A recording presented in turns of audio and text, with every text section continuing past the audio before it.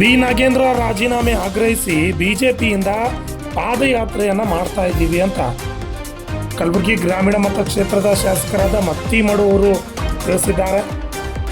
B Nagendra ಹಗರಣ ಮಾಡಿಲ್ಲ ಅಂತ ಅಂದಿದ್ರೆ ಸಿದ್ದರಾಮಯ್ಯ ಅವರು ರಾಜೀನಾಮೆಯನ್ನು ಯಾಕೆ ತೆಗೆದುಕೊಳ್ತಾ ಇದ್ರು?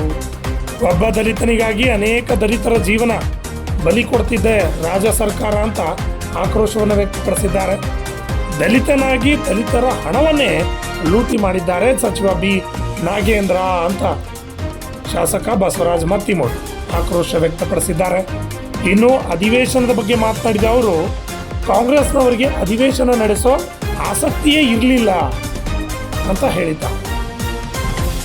ಇನ್ನು ಸಚಿವ ಬಿ ನಾಗೇಂದ್ರ ರಾಜೀನಾಮೆ ಕೊಡಲಿ, ಅವ್ರ ಸ್ಥಾನ ಬೇರೆ ಯಾರಿಗಾದರೂ ಕೊಡಲಿ, ನಾವೇನು ಬೇಡ ಅಂತಿದ್ದೀವ ಅಂತ ಪ್ರಶ್ನೆಯನ್ನು ಶಾಸಕ ಬಸವರಾಜ ಮತ್ತಿಮೂಡು ಅವರು ಮಾಡಿದ್ದಾರೆ.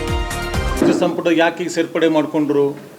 ಯಾವತ್ತು ನಾಗೇಂದ್ರ ಹೇಳ್ತಾರೆ ದಲಿತರಿಗೆ ಭಾಳ ಅನ್ಯಾಯ ಮಾಡ್ತಾ ಇದ್ದಾರೆ, ದಲಿತಿದ್ದೀನಂತೆ ನಂಗೆ ಈ ರೀತಿ ಮಾಡ್ತಾ ಇರ್ತಾರೆ ಹೇಳ್ತಾ ಇದ್ದಾರೆ. ಅವರು 187 ಕೋಟಿ ಮಾಡಿದ್ದು ದಲಿತರ ಹಣನೇ.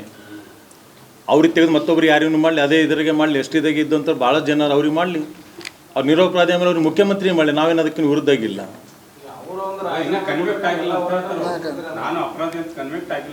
ಮತ್ತು ಹೋಸಲ ಯಾಕೆ ಕೊಟ್ಟರು ರಾಜೀನಾಮೆ ಸಿದ್ದರಾಮಯ್ಯ ಇದ್ದಾಗ? ಸಿದ್ದರಾಮಯ್ಯ ಹೌಸ್ನಾಗ ಒಪ್ಕೊಂಡಿದ್ರು 187 ಕೋಟಿ ಅಲ್ಲ 87 ಕೋಟಿ ಆಗ್ಯದ ಅಂತ ಒಪ್ಕೊಂಡಿದ್ರು. ಸಿಎಂ ಒಪ್ಕೊಂಡು ಆಗಿದೆ, ಸೆಷನ್ ನಡ್ಲಿಕ್ಕೆ ಕೊಟ್ಟಿಲ್ಲ, ಅನೇಕ ವಿಷಯಗಳು ಚರ್ಚೆ ಮಾಡೋದಿತ್ತು, ಯಾವುದೂ ಮಾಡಿಲ್ಲ. ಇವತ್ತು 101 ತಾಲೂಕು ಡಿಕ್ಲೇರ್ ಮಾಡ್ಯಾರ. ಅದರ ಕಲಬುರಗಿ ಜಿಲ್ಲೆ ಇಲ್ಲ, ಕಲಬುರಗಿಯಲ್ಲಿ ಯಾವುದೋ ಒಂದು ತಾಲೂಕು ಇಲ್ಲ, ಒಂದೂ ಇಲ್ಲ. ಇಲ್ಲೇ ಬೀದರ್ ಜಿಲ್ಲೆದಾಗ ಘೋಷಣೆ ಆಗಿದ್ದಾವೆ, ಇಲ್ಲಿ ನಮ್ಮ ಕಲಬುರಗಿ ಜಿಲ್ಲೆಯಲ್ಲಿ ಒಂದು ತಾಲೂಕುಗಳು ಆಗಿಲ್ಲ. ಕಲಬುರಗಿ ಹೋರಾಟ ಸ್ಟಾರ್ಟ್ ಮಾಡಿದ್ದೇವಲ್ಲ, ಮಾಡ್ತಾನೆ ಇದ್ದೀವಿ. ಕಲಬುರಗಿಯಲ್ಲೂ ಕೂಡ ಜಿಲ್ಲಾ ಉಸ್ತುವಾರಿ ಸಚಿವರನ್ನು ನಾವು ಎಲ್ಲ ಚರ್ಚೆ ಮಾಡ್ಬೇಕಂತೇಳಿ ಅನೇಕ ಬಾರಿ ಮುಖ್ಯಮಂತ್ರಿಗಳಿಗೆ ವಿನಂತಿ ಮಾಡಿದ್ದೇವೆ, ಸಭಾ ಅಧ್ಯಕ್ಷರಿಗೆ ವಿನಂತಿ ಮಾಡಿ. ಒಬ್ಬ ದಲಿತನಿಗೋಸ್ಕರ ಸೆಷನ್ ಹಾಳಾಗ್ತಾ ಇದೆ, ನೂರಾರು ದಲಿತರ ಜೀವನ ಹಾಳಾಗ್ತಾ ಇದೆ ಅಂಥೇಳಿ ಅನೇಕ ಬಾರಿ ಕೂಡ ಅವ್ರಿಗೆ ಒಟ್ಟೆ ಸೆಷನ್ ನಡೆಸ್ತಕ್ಕೆ ಅವ್ರಿಗೆ ಇಂಟ್ರೆಸ್ಟ್ ಇರಲಿಲ್ಲ. ಹೀಗಾಗಿ ಬಿಫೋರ್ ಸೆಷನ್ ಅಂತೂ ಕ್ಲೋಸ್ ಮಾಡಿದ್ರು. ರಾಜೀನಾಮೆ ಕೊಡಲಿ, ನಾವು ಎಲ್ಲ ವಿಷಯಗಳು ಚರ್ಚೆ ಮಾಡ್ತೀವಿ ಅಂತ ಹೇಳಿದೇವಲ್ಲ. ರಾಜೀನಾಮೆ ಕೊಡಲೇ ಇಲ್ಲಲ್ಲ. ರಾಜೀನಾಮೆ ಕೊಟ್ಟರು ಅನೇಕ ವಿಷಯಗಳು ಚರ್ಚೆ ಮಾಡೋದು, ಒಂದೇ ವಿಷಯಗಳಲ್ಲ.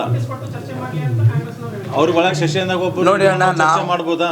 ಚರ್ಚೆ ಬಗ್ಗೆ ಆರೋಪಿಗಳನ್ನು ಒಳಗಿಟ್ಟುಕೊಂಡು ಅದ್ರ ಬಗ್ಗೆ ಚರ್ಚೆ ಮಾಡ್ಲಿಕ್ಕೆ ಸಾಧ್ಯ ಅದನ್ನ? ಹಾಗಾದ್ರೆ ಹೋದ ಸಲ ಸಿದ್ದರಾಮಯ್ಯ ಸರ್ಕಾರ ಇದ್ದಂಥ ಸಮಯದಲ್ಲಿ ರಾಜೀನಾಮೆ ಅದಕ್ಕೋಸ್ಕರ ತೊಗೊಂಡಿದ್ರು. ಅವ ಆರೋಪಿನೇ ಇಲ್ಲ, ನನ್ನ ಹೆಸರು ಎಲ್ಲಿ ಇಲ್ಲ ಅಂತ ಹೇಳಿದವು, ರಾಜೀನಾಮೆ ಕೊಟ್ಟರು. ಮತ್ತು ಹೊಳ್ಳಿ ರಿಟರ್ನ್ ಅವದೇ ಸಚಿವ ಸಂಪುಟದ ಮತ್ತು ವಾಪಸ್ಸು ತಗೊಂಡು ಅನೇಕ ವಿಷಯಗಳಿದೆ. ಅದ್ರ ಬಗ್ಗೆದಲ್ಲಿ ಮಾತಾಡೋದಕ್ಕೆ ಯಾರ್ಯಾರ ಪಾಲು ಏನೇನಿದೆ ಅಂತಕ್ಕಂಥದ್ದು ಕೂಡ ಅನೇಕ ಸೆಷನ್ದಲ್ಲಿ ಕೂಡ ನಾವು ಮಾತಾಡೋ ಟೈಮ್ ಹೇಳಿದ್ದೇವೆ.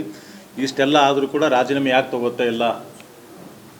ಹೈಕಮಾಂಡ್ ಅವನ ಬಗ್ಗೆ ಭಾಳ ತೊಂದರೆ ಇದೆನಾ? ಹೈಕಮಾಂಡ್ ಬಳಿ ಅವನ ಬಗ್ಗೆ ಭಾಳಷ್ಟು ಇರ್ತಕ್ಕಂಥದ್ದು ಹೊರಗಡೆ ಅವನು ಹೇಳೋದು ನನಗೆ ಯಾವುದೇ ಏನೋ ಸಾಕ್ಷಿಗಳಿರ್ಬೋದು ಹೈಕಮಾಂಡ್ ಬಗ್ಗೆ.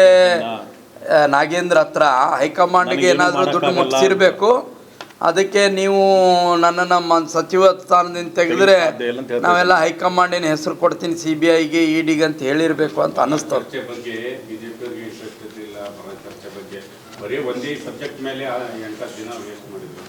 ಎಲ್ಲ ಸಬ್ಜೆಕ್ಟ್ ಬಗ್ಗೆ ಚರ್ಚೆ ಮಾಡಿ ಅನೇಕ ಬಾರಿ ವಿನಂತಿ ಮಾಡಿದ್ದೇವೆ.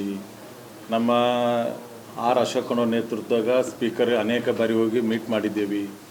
ಯಾವುದೇ ಕಾರಣಕ್ಕೂ ಅವ್ರಿಗೆ ನಡೆಸ್ತಕ್ಕಂಥ ಇಂಟ್ರೆಸ್ಟೇ ಅವ್ರಿಗೆ ಇರಲಿಲ್ಲ. ಒಂದು ಸೆಕೆಂಡ್ ರಾಜೀನಾಮೆ ತೊಗೋಬೋದಾಗಿತ್ತು. ಪೈಲೆ ರಾಜೀನಾಮೆ ಕೊಟ್ಟಿದ್ದವು ಇದ್ದ, ಇದೇ ವಿಷಯಕ್ಕೆ ರಾಜೀನಾಮೆ ತೊಗೊಂಡಿದ್ದೇವೆ. ಮತ್ತು ಅದೇ ವಿಷಯದಾಗ ಯಾಕೆ ಇದ್ರ ಬಗ್ಗೆ ಚರ್ಚೆ ಮಾಡೋದು?